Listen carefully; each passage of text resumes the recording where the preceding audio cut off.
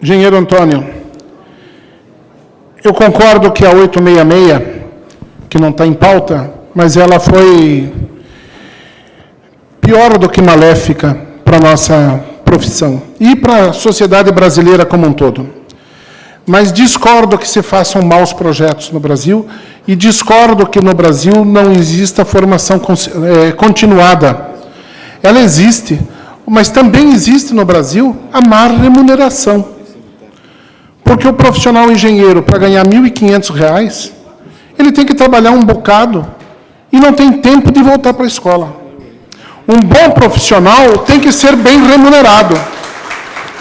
Hoje, a maior parte das grandes empresas, elas preferem usar do estagiário, chamando ele de engenheiro, usar do recém-egresso, não gosto do termo egresso, usar do formado, do recém-formado, egresso parece de penitenciária, né? Do recém-formado, enquanto ainda nos primeiros passos da profissão, por conta de um salário irrisório. E depois põe ele na rua e pega o outro que está saindo, para pagar R$ 1.500. Com R$ 1.500 ele não consegue pagar sequer a sua pós-graduação, a menos que apareça uma, como foi mostrado agora aqui, de R$ 212 para um curso de graduação. Então, acho que o mal, a raiz do mal, está na falta de valorização do nosso profissional. Isso sim. Com relação ao ciclo básico, perfeito, é o que eu disse também. E é o que coloquei ali no projeto Bolonha, onde metade da carga horária é do trabalho autônomo do aluno, ou seja, estudar em casa, coisa que o nosso estudante não faz mais. Ele vai para a sala de aula, ele fotografa o quadro com o telefone celular, ele imprime, ele manda para o computador, por e-mail, imprime, e fica lendo única e exclusivamente aquilo que eu, ou o senhor, como professor, escrevemos no quadro negro, ou numa lousa branca com pincel atômico, lá, seja lá o que for. E esse é o conteúdo dele. Por quê? Porque ele está mais preocupado em ganhar dinheiro como estagiário, ele não teve a cultura do ciclo básico, do ensino fundamental, do ensino médio, de correr atrás, de fazer ciência. Ele não foi estimulado a fazer ciência. Acho que esse, o grande problema está lá atrás. Obrigado. Vamos lá. Nós temos mais 4 inscrições aqui, do João Marques, Marquiaro, Furtado, Enio, depois o senhor. Enide, desculpa. Meu Deus. Vamos lá, João Marques. Bom dia. Bom dia. Eu sou engenheiro civil, também sou professor do Instituto Federal do Tocantins, sou ex-conselheiro federal e gostaria até de passar para o Luiz Capraro, se fui comparado com as diretrizes curriculares, que eu tenho conhecimento do ano de 1999, quando eu fui conselheiro, nós discutíamos as diretrizes curriculares do Brasil. Posteriormente, ela foi impressa pelo CONFEI, eu acho que no ano 2000 ou 2001, num livrozinho preto, deve ter nos arquivos. Se estas são as diretrizes que foram repassadas em parceria com o MEC naquela época. Mas o que nos retorna a minha pergunta, você nos disse que em Porto Rico foi discutido com quase 40 países... Não, 25. 25 países, as questões de formação. Desses países, fora o Brasil e Portugal, que tem a Ordem dos Engenheiros de Portugal, quantos têm esse sistema de conselho de fiscalização, ou a maioria está dentro da acreditação, como falou o antecessor aqui, que após a formação a universidade dá uma acreditação. Falou o colega que falou da Universidade de Pernambuco. Tá? Então, estes são as indagações que eu queria fazer e acrescentar mais o que falou também o colega com relação à questão da formação. Pior do que a engenharia à distância é nós termos a pós-graduação para quem ainda não está formado. É de conhecimento dos senhores? Já está. Ainda na universidade é vendido a pós-graduação, que em seguida será levado à Ausquera para fazer registro. Eu acredito isso é um fato de reflexão que temos que pensar. Estas são as minhas indagações. Muito obrigado, engenheiro e professor João Marques. Com relação à sua pergunta sobre os países componentes da cumbre, né, como eles chamam, da Câmara, Dentro desses países, o país que não tem um sistema formado é o Uruguai. Não tem. Em compensação, a Argentina tem, usar o termo CONFEA, tem diversos CONFEAs dentro dela, né? Um CONFEA da região de Buenos Aires, um CONFEA da região de Mendoza. Então, eles têm colégios de engenharia, mas são específicos da engenharia civil. E as outras profissões têm os seus outros colégios à parte, né? Em Portugal, tem a Ordem dos Engenheiros de Portugal, que é dividida em duas, a do Norte e a do Sul. Daí o bastonário a ser aquele que comanda as duas, que agrega as duas. Na Espanha tem um sistema semelhante, excetuando-se Brasil, Portugal, Espanha e Argentina, os demais países têm uma representatividade bastante pequena e uma quantidade de engenheiros civis também bastante pequena. Muito embora, nessa reunião que teve lá, me causou muita espécie o fato da Colômbia ter, por exemplo, não é, Ladaga, 500 mil estudantes de engenharia civil. Não sei se isso é verdade ou não, mas foi o que foi dito. E a sua outra pergunta, desculpe, era? Não foi uma pergunta, foi uma explanação. Da pós-graduação à distância. Sim, sim. É fato, ela existe. O MEC abriu, há tempos atrás, uma brecha de que o último anista poderia fazer a pós-graduação, desde que terminasse a graduação antes da pós-graduação. E aí, porteira aberta, né? Vai tudo, vai tudo. Muito obrigado. Obrigado, Marchiaro. Marchioro, desculpa.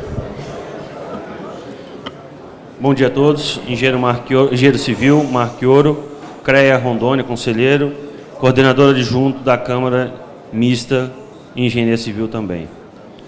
Professor Capraro, professor e conselheiro Ladaga, meu questionamento é com relação ao nosso governo brasileiro ter assinado, há tempos atrás, com o Mercosul, a disponibilidade a partir de 2015, o acesso a todos os profissionais do Mercosul para trabalhar no Brasil.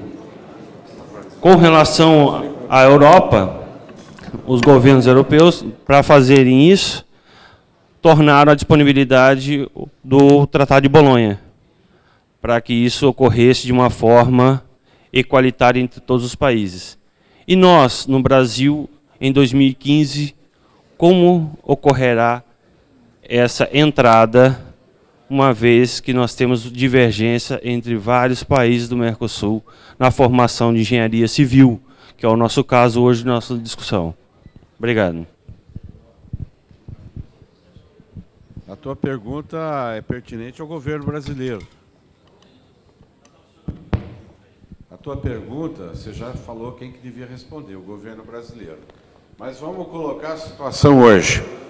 A situação hoje é o seguinte, como o Capraro já colocou, o Uruguai não tem regulamentação de profissão. Paraguai não tem regulamentação de profissão. Tá? E o único que tem uma regulamentação é a Argentina na Mercosul. Venezuela nunca apareceu para discutir. Nós sabemos o caso que é Venezuela e também sabemos a amizade que outorga nas altas esferas administrativas desse país. Realmente você tem razão. 2014, agora, é a abertura total pelo Tratado do Uruguai.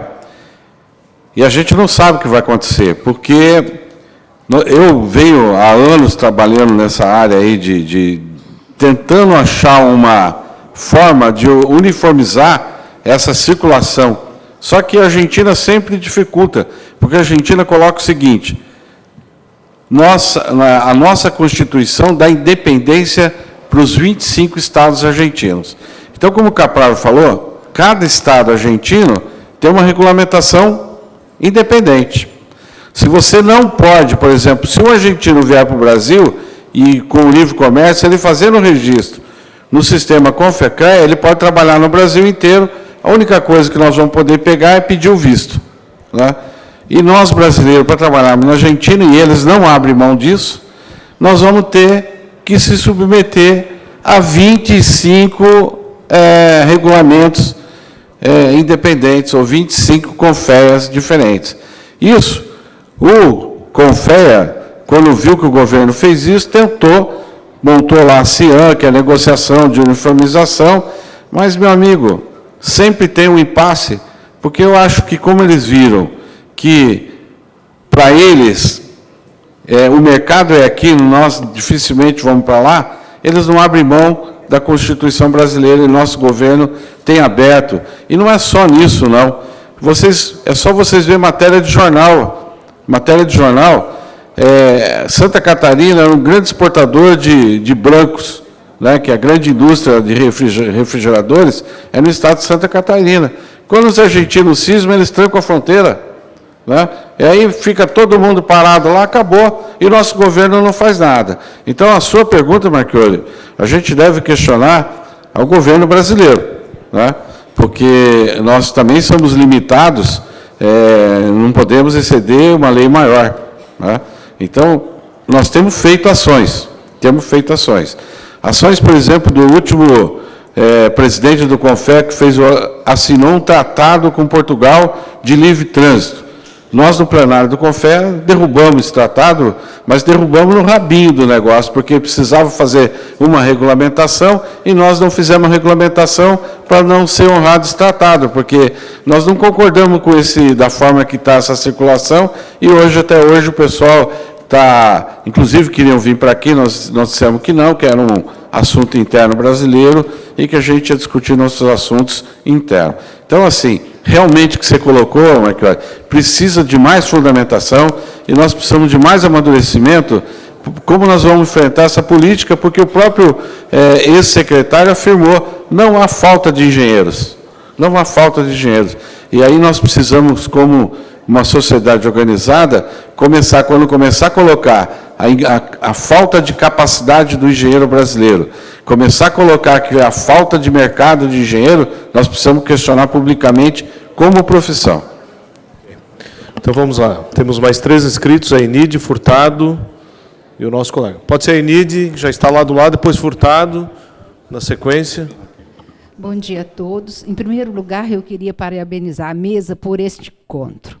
Eu sempre coloquei que nós precisávamos trabalhar em favor da nossa engenharia, qualquer que seja ela. E, para isso, eu vou dizer que, em primeiro lugar, sou engenheira civil, né, por estar aqui. Meu nome é Enide Drummond, sou professora numa escola particular em Minas Gerais, Belo Horizonte, e trabalho com engenharia civil. Desde que eu fui para o CREA, eu notei vamos dizer, essa dificuldade de discussão ou o distanciamento dos nossos órgãos em relação aos nossos problemas. Lá, nós criamos um colégio. Todos vocês aqui, principalmente os professores, que são conselheiros, sabem que tem o colégio de entidades, o colégio de inspetores, e lá em Minas nós criamos o colégio de instituição de ensino. Lá nós discutimos todos esses assuntos dentro do CREA Minas. E coloco à disposição de vocês de passar todo o nosso material já colocado, ou já trabalhado. Quem quiser, mande-me por e-mail, que a gente passa para vocês, para que essas discussões, ao chegarem no CONFEA, já estejam mais elaboradas nos seus estados. E aqui o que a gente vê... Por isso que eu falo que eu parabenizo imensamente essa mesa por esse encontro, porque se a gente for falar aqui de problemas, nós não vamos acabar hoje, nós não vamos acabar amanhã. Cada hora surge com um assunto novo. Então, eu vou terminar minha fala, não vou tomar mais tempo, dizendo da nossa experiência do Colégio de Instituição de Ensino, que dentro do CREA começa a discutir os problemas das escolas, porque, apesar do CREA e do CONFEA trabalhar com o profissional é o quê? É a consequência da formação. Então, quando a gente olha para a formação, vocês viram as diversas discussões que tem aqui.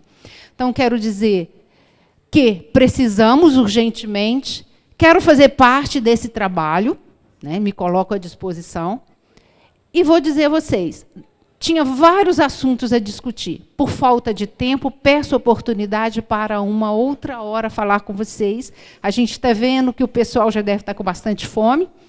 Obrigada pela atenção. Meu e-mail é enid, @fumec.br. Eu estou à disposição de todo mundo para a gente falar do nosso colégio, que a gente discute esses assuntos. E pedir à mesa, parabéns, continue, a gente consegue alguma coisa. É o nosso primeiro encontro. Obrigada. Obrigado. Só para um aviso, as palestras serão disponibilizadas no site da Benc. Então, para aqueles que querem pegar a palestra, site da Benc. Furtado é o nosso próximo palestrante. Pode ser, desde que seja em, no máximo 2 minutos. Desse relógio pequeno ou de relógio grande de parede? Vamos lá. Mas eu já falei, me manifestei, bom dia a todos e a todas, eu já me manifestei em um determinado instante, mas eu fiz uma manifestação numa concessão de aparte voluntário sob legítima pressão da companheira Ieda Nagli, que me cedeu o microfone e saiu de perto de mim, que eu não sei de onde ela está, agradeço a oportunidade. Não pude, naquele instante, cumprimentar a mesa do presidente Kita, do conselheiro Ladaga e do nosso coordenador Luiz Capraro, que, como a antecessora aqui que se manifestou, está fazendo um excelente trabalho. Né? Muito bem. Eu fiquei muito agradecido, Capraro, pela aula que você nos deu, e exposição à aula. Não fui seu aluno, embora você é mais velho do que eu tenho idade de ser seu aluno, né? Muito bem. Veja só, como a gente montar um projeto pedagógico.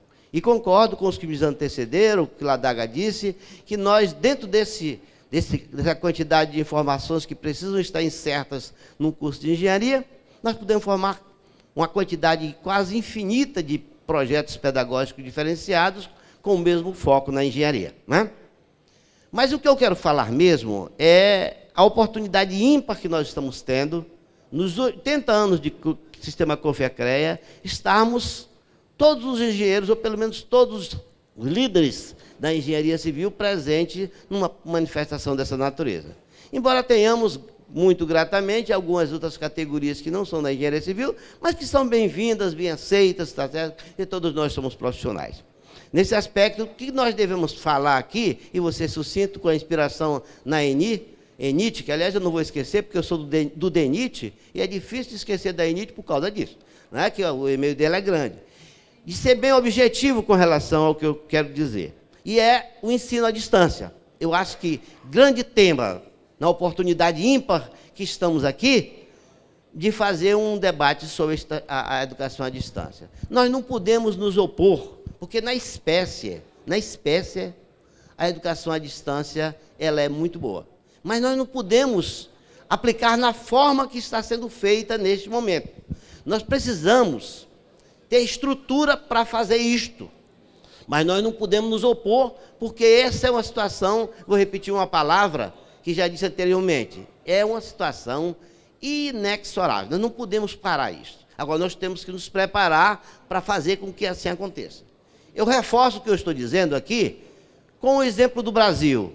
Lá em Joinville, que eu quero dizer que sou muito simpático a uma pessoa que nem conheço, chamado Hugo Doller, se eu não me engano, que é o prefeito de lá, que negociou numa oportunidade ímpar de montar a BMW, montar uma fábrica lá em Joinville, vender o município como bom produto, e a BMW vai montar a primeira fábrica da América Latina em Joinville.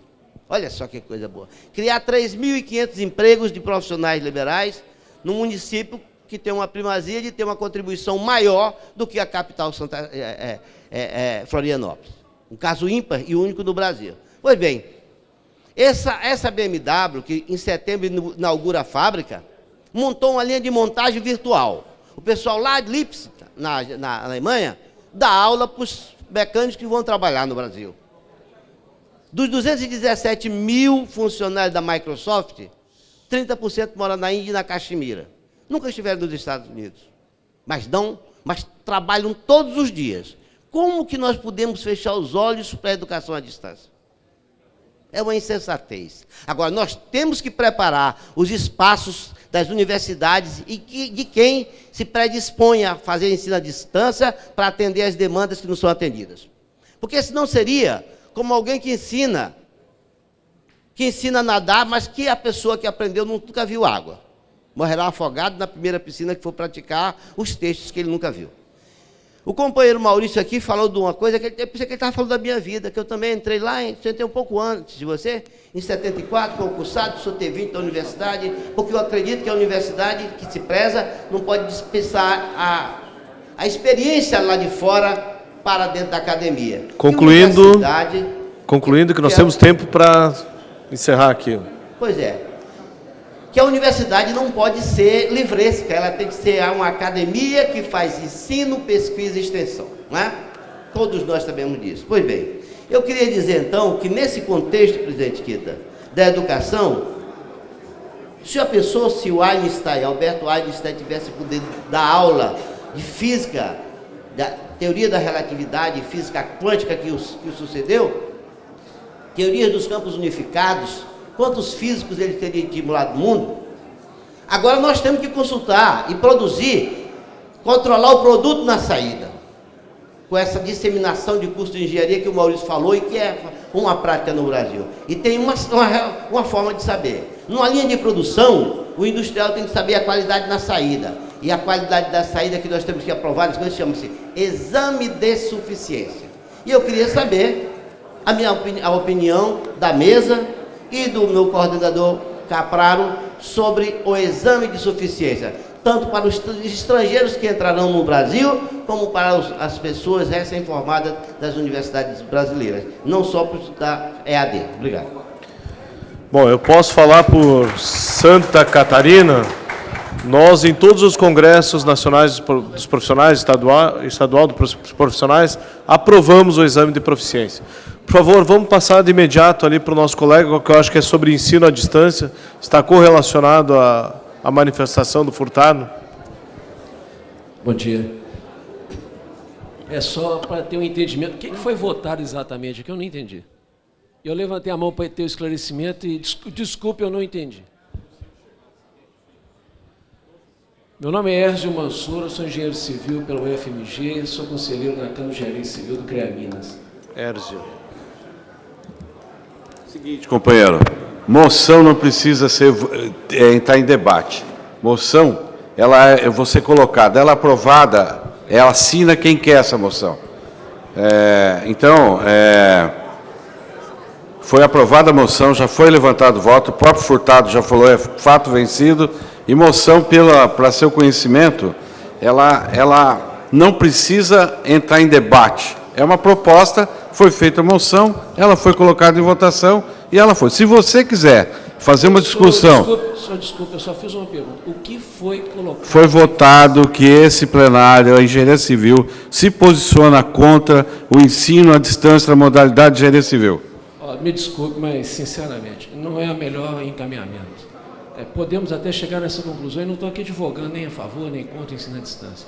Mas colocar o plenário de afogadilho, não podemos nos furtar a discussão de o que é e o que não é, e simplesmente a engenharia, que é a casa da tecnologia, somos contra, somos a favor. Me desculpe, mas aqui existe caldo intelectual, existe cérebro suficiente para construir uma discussão um pouco melhor, e não simplesmente quem é contra, quem é a favor, quem gosta, quem não gosta. Sinceramente, é um encaminhamento que eu não considero adequado e, sinceramente, gostaria que fosse revisto. E, se não for revisto, eu gostaria que fosse registrado a minha repulsa à forma como isso foi feito. Eu nem vou entrar no mérito do sim ou não, favor ou contra, mas triste, pode ser melhor. Obrigado, Érzio Mansur. Eu, conselheiro de Minas, a engenharia civil na minha cidade, Maringá, Paraná, tem um curso à distância oferecido por uma escola de Minas Gerais, onde o CREA Paraná fiscalizou. Era uma sala com 3 computadores, não tinha nem teleconferência. Esse tipo de ensino nós se posicionamos contra. E quero saber se querem rever a posição ou não. Vamos ser contra, sim. E eu, como líder da engenharia civil, me posiciono contra. Quer dar ensino de qualidade? Dê ensino de qualidade. Não por computador, por por internet. É uma vergonha o ensino de engenharia ser ministrado desse jeito no Brasil. É minha posição. Perfeito. Agradeço aqui a manifestação do Ladaga, mas realmente não é a forma como é. Ou como está ocorrendo no Brasil, está sendo uma vergonha. Temos instituições excelentes que apresentam excelente trabalho, mas não é a regra. Então, Perfeito. Aí fica registrado aqui o Érzio Mansur contra a moção do ensino à distância. Contra a forma das condições. Eu passo a palavra para o Belotti para os avisos e falar que a necessidade de desenvolver... Desculpa. Oi? Não, tranquilo. A necessidade... Perfeito. Senhores, por gentileza, alguns avisos importantes. É imperioso a assinatura na lista de presença. Na chegada, às 8 horas e 30 minutos. Na chegada, às 8 horas e 30 minutos. Na saída, agora, assinar. No retorno, às 14 horas, quando voltarmos para aqui.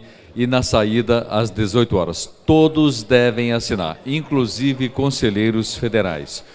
O CREA do Estado do Rio Grande do Sul convida a todos para a solenidade comemorativa aos 80 anos, que acontece durante o seminário de capacitação e atualização dos dispositivos legais do Sistema Confea-CREA, no dia 30 de maio, às 18 horas e 30 minutos, no Hotel Embaixador, lá naquela cidade, na capital Porto Alegre.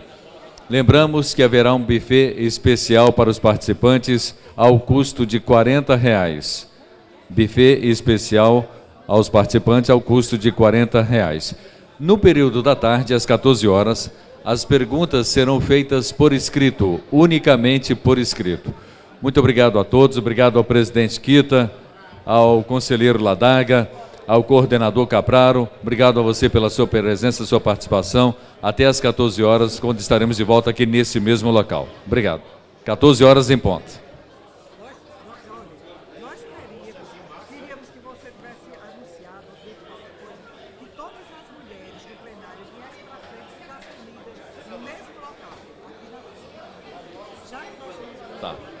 A conselheira Cândida Regis, da Paraíba, pede que à tarde todas as mulheres fiquem sentadas juntas. No período da tarde eu darei esse aviso.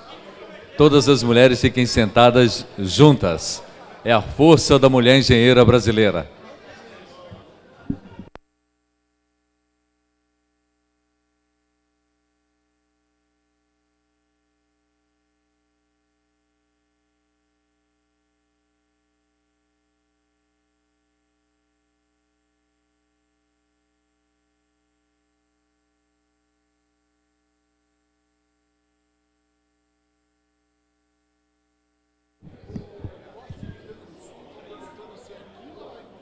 Lá em Porto Alegre.